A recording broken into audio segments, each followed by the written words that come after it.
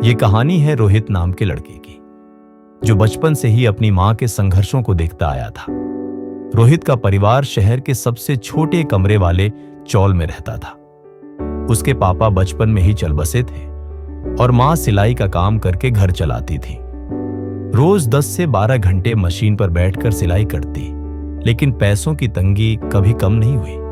रोहित जब 7वीं में था तो स्कूल के प्रोजेक्ट में उसके टीचर ने पूछा, तुम बड़े होकर क्या बनना चाहते हो?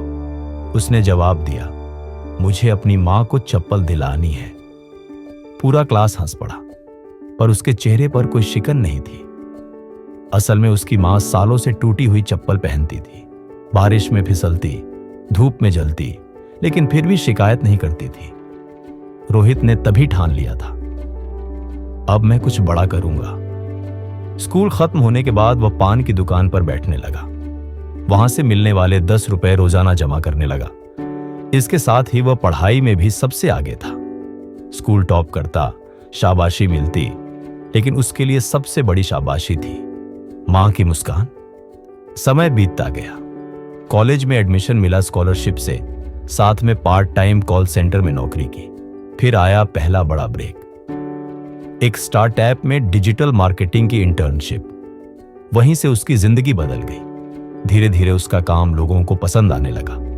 1 साल के अंदर उसने खुद का डिजिटल एजेंसी शुरू किया।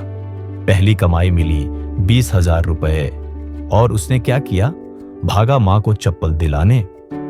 लेकिन इस बार सिर्फ साधारण नहीं, पूरे मॉल में सबसे महंगी और आरामदायक चप्पल खरीदी। जब मां ने चप्पल पहनी तो उनकी आंखों में आंसू थे। बेटा, मुझे चप्पल नहीं, तेरा साथ चाहिए था और तूने वो दिया।